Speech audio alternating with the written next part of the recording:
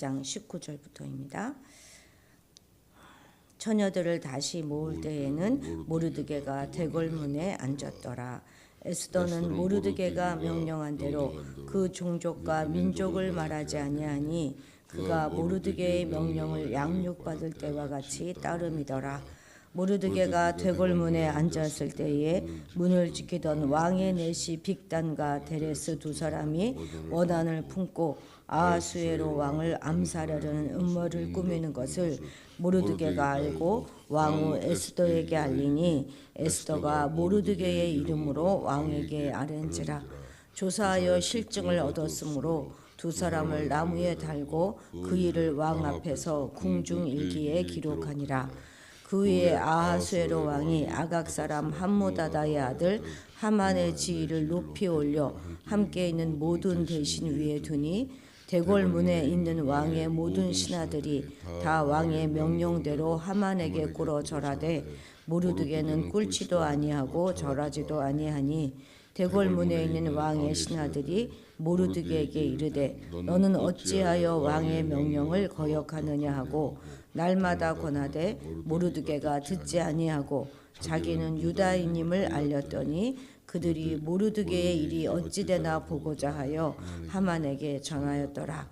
하만이 모르드게가 무릎을 꿇지도 아니하고 절하지도 아니함을 보고 매우 노하더니 그들이 모르드게의 민족을 하만에게 알림으로 하만이 모르드게만 죽이는 것이 부족하다고 생각하고 아하수에로의 온 나라에 있는 유다인 곧 모르드게의 민족을 다 멸하고자 하더라. 아멘. 와스디를 폐위한 그 아하수에로의 왕은 신하들의 권유로 아름답고 어린 처녀를 새롭게 이제 왕으로 맞이했습니다. 페르시아에 살고 있던 유다인 처녀인 와스디도 에스도도 다른 처녀들과 함께 이제 왕궁으로 끌려갔고 그곳에서 내시와 왕의 호의를 입게 되고 그래서 또 이제 왕으로 선택되었죠. 자, 우리 19절 같이 읽겠습니다. 2장 19절. 처녀들을 다시 모을 때에는 모르드게가 대궐문에 앉았더라. 아멘. 에스더가 왕후가 되었음에도 또다시 처녀들을 모았다 이렇게 말하는 것을 보면 아름다운 여자에 대한 왕의 욕망은 계속되고 있다는 것을 우리가 알 수 있습니다. 모르드게가 대궐문에 앉아있다 하는 것은 이제 그의 직업을 말하는 것인데요. 모르드게는 유다인이었지만 이 페르시아에서 왕궁의 관리가 되었고 그래서 대궐문 앞에서 일을 했던 것이죠. 이것을 보면 모르드게의 가문은 이 페르시아 그러니까 처음에 이제 바벨론 포로로 끌려온 거잖아요.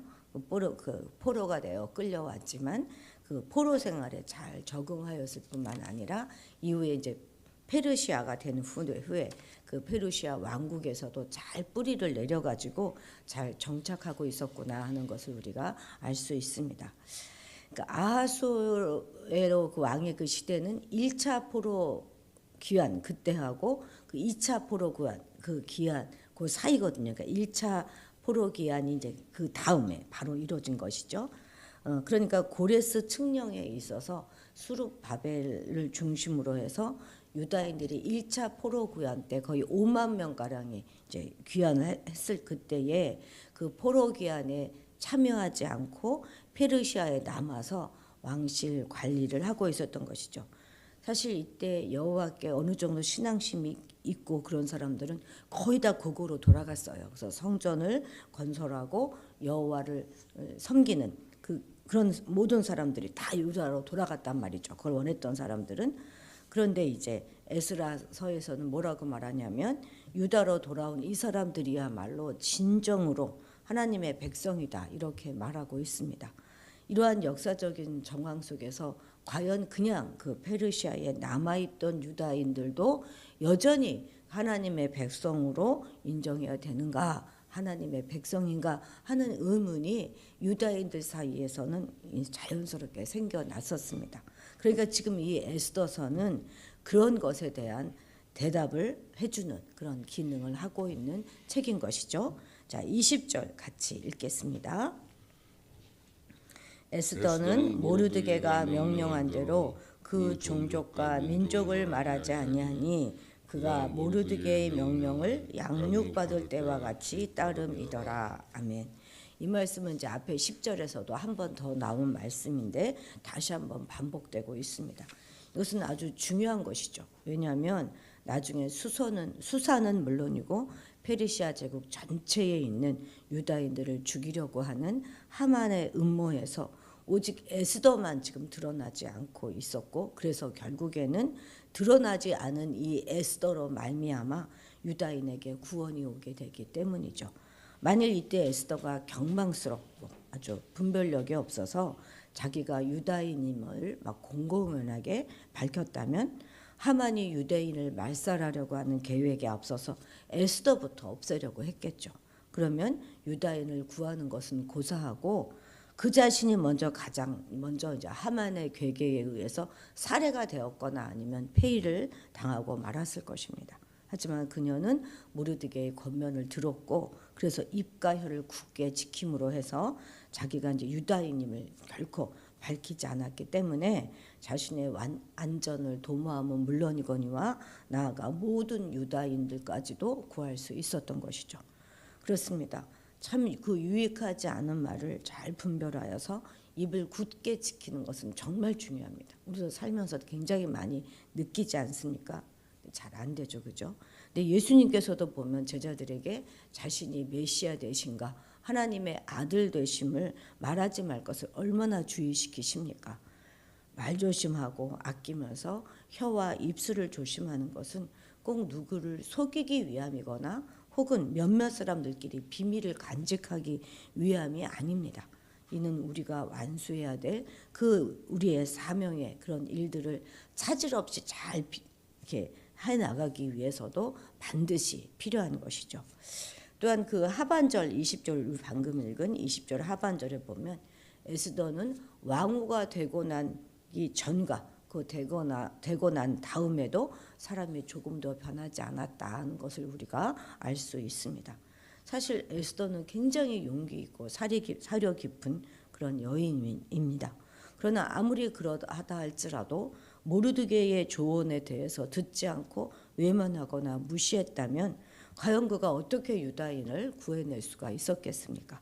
비록 그녀가 지혜가 뛰어나고 용기가 있는 그런 여인이었다 하더라도 그 혼자의 힘만으로는 온전히 유다인들을 구해내는 그 일을 감당할 수가 없었을 것입니다.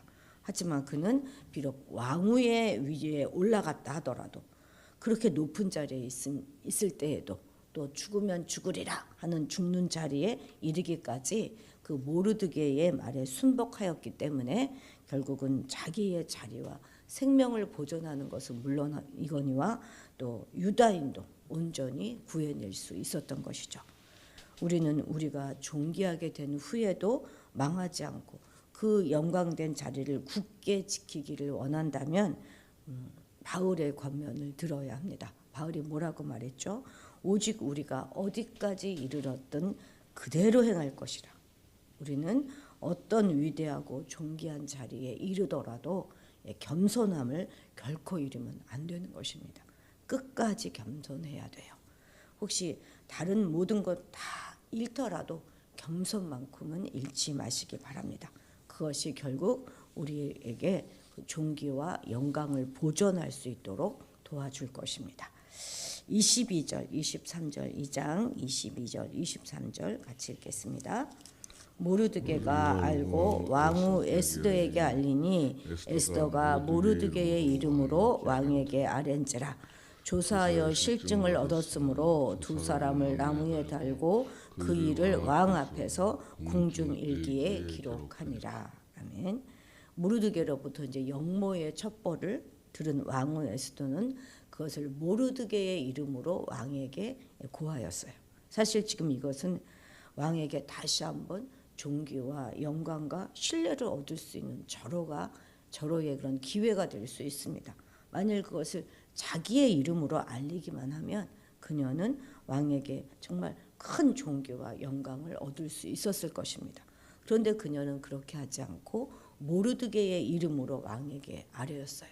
왜냐하면 그것은 그 영광은 바로 모르드게의 것이었기 때문입니다. 왜 왕의 내시들이 왕을 죽이려고 했는지, 또 어떤 방법으로 왕을 죽이려고 했는지, 또 어떻게 모르드게는 그 사실을 알게 되었는지, 그 어떤 것도 성경은 우리에게 말해주지 않고 있습니다. 다만 본문은 에스더가 암살 음모를 모르드게로부터 듣고서는 그 모르드게의 이름으로 왕에게 알렸고, 그리고 그 증거가 드러나 이들이 잡혀 죽었고, 그 사실이 왕의 일기에 기록되었다, 이렇게만 간략하게 언급하고 있습니다. 원래 왕의 목숨을 구하면요, 그 사람은 왕에게 큰 상을 받기 마련이잖아요. 그런데 여기서는 이상하리만큼 그런 언급이 없이 그냥 묻혀버리고 맙니다. 하지만 부자연스럽게 처리된 이 사건은 훗날 모르드게와 하만의 그 운명을 가르는 아주 중요한 역할을 하게 되지요. 왜 그렇게 됩니까? 그 모든 것을 다 하나님이 똑똑히 보고 계셨기 때문입니다. 모르드게는 자신의 생명을 걸고 빅단과 데레스의 모반 사실을 왕에게 알리고 충성을 다했습니다. 하지만 그에게 돌아온 거 아무것도 없었어요. 에스더가 일부러 모르드게의 이름을 막 거명하면서까지 그의 충성심을 알리려고 했지만 아무런 소용이 없었잖아요. 어쩌면 빅단과 데레스 같은 이런 인물들도 바로 이와 같은 배반감 때문에 원한을 갖고 모반을 꾀했을지도 모르죠. 그러나 어쨌든 모르드게는 그것으로 인해서 어떻게 억울해하거나 원한을 품거나 충성심을 버리거나 그렇지 않았다는 거예요. 그는 여전히 왕을 향해 충성을 다하고 있습니다. 우리는 이러한 모르드게의 모습을 잘 보고 배워야 하겠습니다. 사회에서건 또는 하나님 앞에서건 우리는 항상 우리의 충성에 대해서 아주 정당한 대우와 그런 관심을 받지 못할 수도 있습니다. 그러나 여러분, 바로 그때가 중요한 때예요. 그때가 바로 시험의 때입니다. 대가, 곧 자기의 공에 대한 상당한 대우를 받지 못했다고 원망하고 불편하고 막 한탄을 하고 막 원한을 갖는다면 그것은 빅단이라든지 데레스 같은 그런 사람들과 조금도 다를 바 없는 것입니다. 반면 아무런 대가가 없을지라도 끝까지 충성을 다할 때에 하나님 앞에서나 사람 앞에서 인정을 받고 진정으로 존귀하게 될 수 있다는 거, 오늘 우리 아침 다시 한번 기억해 보십시다. 3장 1절 같이 읽겠습니다. 그 후에 아하수에로 왕이 아각 사람 함무다다의 아들 하만의 지위를 높이 올려 함께 있는 모든 대신 위에 두니. 아멘. 이제 새로운 등장인물 하만이 등장하죠. 그죠? 하만을 소개해주고 있는데 여기서 그 후에라고 하는 것은 바로 에스더가 이제 왕후가 된 이후의 어느 시점을 말하는 것이겠죠. 그런데 왕의 생명을 구한 모르드게는 아무런 상급도 받지 못했는데 반면에 이스라엘의 원수죠. 아말렉 족속 아각의 자손 하만은 승승장구하여서 제국의 제2인자의 자리에까지 오르게 되었다는 거예요. 지금 저자는 모르드게와 하만에 대한 아하수에로의 불공평한 대우를 대조적으로 부각시키면서 이제 모르드게와 이 유다인이 앞으로 직면하게 될 그런 위기를 지금 살짝 암시해주고 있는 것이죠. 예. 성도인 우리가 이 세상을 살아가다 보면 너무나 억울한 일을 만날 때가 정말 많습니다. 우리는 의롭게 살려고 하는데 오히려 어려움을 당하게 되는 반면에 참 우리가 볼 때 악한 그런 사람들이 하는 일마다 다 잘 되는 것을 보게 되지 않습니까? 그러나 우리는 이러한 경우를 만나도 하나님의 공의를 의심하거나 원망해서는 안 되고 그냥 잠잠히 때를 기다려야 하는 것입니다. 하나님이 공의로우시다 하는 것은 결코 변하지 않는 사실입니다. 그리고 그 공의로우신 하나님께서는 결코 악한 원수가 잘 되도록 내버려 두지 않으세요. 근데 만약에 내버려 두고 계신다 하면 그 이유가 있는 것입니다. 그것은 곧 그들의 그 악한 계획을 통해서 하나님의 원대하신 뜻을 이루기 위함입니다. 특히 악한 원수가 잘 된다 하는 것은요, 이제 그들의 끝이 얼마 안 남았다 하는 것을 시사해 주는 것입니다. 그들은 자신의 임무를 다함과 동시에 용도백이 될 것입니다. 하나님의 공의는 결코 악을 참아보지 못하세요. 다만 그들을 통해서 당신의 목적을 이룰 때까지 일시적으로 참고 계신다 하는 사실을 잊지 말아야겠습니다. 6절 같이 읽을까요? 그들이 모르드게의 민족을 하만에게 알림으로 하만이 모르드게만 죽이는 것이 부족하다고 생각하고 아하수에로의 온 나라에 있는 유다인 곧 모르드게의 민족을 다 멸하고자 하더라. 자신을 높이지 않는 그 모르드게에 대한 그런 분노에 대해서 이제 하만이 복수를 꿈꿉니다. 그런데 단 한 사람 모르드게를 향한 적개심이 아니라 유다인 전체에 대한 이런 적개심을 품게 되는 거죠. 그죠? 아하수의 왕이 자기 가정의 문제를 그냥 국가 전체로 확대했던 것처럼 하만도 개인의 명예와 적개심을 완전 민족적 감정의 문제로까지 몰아가고 있습니다. 진멸당해야 할 민족의 후손이 오히려 이스라엘을 진멸하라고 계획을 시작하는 거 있는 것이죠. 역사의 거대한 흐름은 언제나 이렇게 한 개인, 한 가정, 한 공동체에서 시작합니다. 그래서 우리 한 사람 한 사람이 또 한 가정이 한 교회가 굉장히 중요한 것이죠. 그런데 유다인들이 참 대단한 것은 이러한 상황 가운데서도 그 누구도 모르드게를 비난했다는 기록이 나오지 않는다는 것입니다. 오히려 그 이후의 사태 추이를 가만히 살펴보면 유다인들은 바로 이 에스더와 모르드게를 중심으로 해서 이 모르드게의 말에 전적으로 동의하고 순종하는 것을 볼 수 있어요. 실로 그들은 정말 명실상부한 하나님의 백성으로 변해 있었던 것이죠. 이런 고난 가운데서. 그래서 이제 결국 이 사건에서 극적인 반전을 거두고 또 유다인이 구원을 받을 수 있게 된 것은 너나 할 것 없이 온전한 이렇게 하나님의 백성으로 변해 있었던 유다인들 때문이다 해도 우리 과언이 아닐 것입니다. 오늘날 우리 사회는 얼마나 다 책임 전가하고 비난하고 그러지 않습니까? 내부에서의 공격이 더 심하죠, 그죠? 근데 참 이때의 유다인들은 성숙했던 것 같습니다. 여러분, 왜 예수님 당시에 이스라엘 백성이 구원에서 제외되었을 뿐만 아니라 나라까지 망하게 됐을까요? 물론 여러 가지 이유가 많이 있겠죠. 그러나 가장 큰 이유 중에 하나는 그들이 하나님의 백성이요 아브라함의 자손이다 하는 이름은 가졌지만 실상은 전혀 아브라함의 자손다운 그런 신앙의 자태를 보여주지 못했기 때문입니다. 오히려 그들은 마귀의 자식으로서의 특징을 가지고 있었어요. 오늘 우리가 성도의 이름에 걸맞는 신앙의 자태를 갖고 있지 않는다면 예수님 시대의 유대인과 전혀 다를 바가 없을 것입니다. 아무리 우리가 살았다 하는 이름과 성도라고 하는 아름다운 이름을 가졌을지라도 우리가 그 이름에 합당한 신앙의 자태를 갖추지 못한다면 우리는 죽은 성도이죠. 그리고 그러한 자들의 교회 역시 죽은 교회가 될 수밖에 없는 것입니다. 이제 우리는 이름만이 아니라 정말 실제적으로 그 성도라고 하는 그 이름에 합당하고 신실하게 그렇게 살아가는 그런 성도로 거듭나게 되기를 주님의 이름으로 축복합니다. 기도하시겠습니다.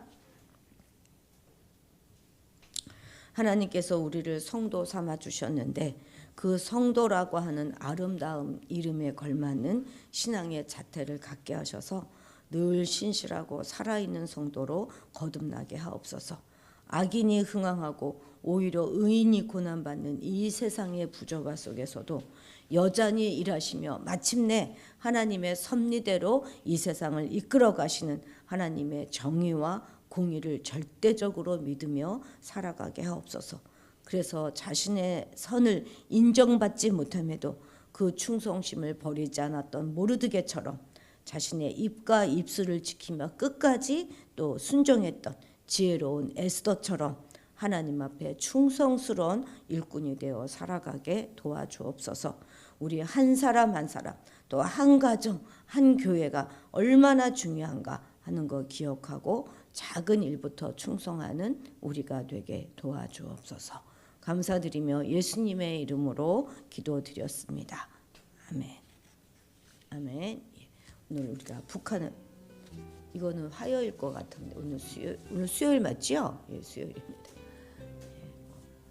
우리 다른 내용은 다 비슷하니까 우리 또 오늘 선교사님 세계 평화를 위해서 늘 우리가 기도했었죠. 수요일은 기도하시고 또 교회 여러 가지 위해서 또 고3 학생들을 위해서 또 우리 오늘 수요 예배 있습니다. 수요 예배를 위해서 기도해 주시기 바랍니다. 우리 다 같이 주님의 이름을 크게 부르고 기도의 자리로 나아가도록 하겠습니다. 주여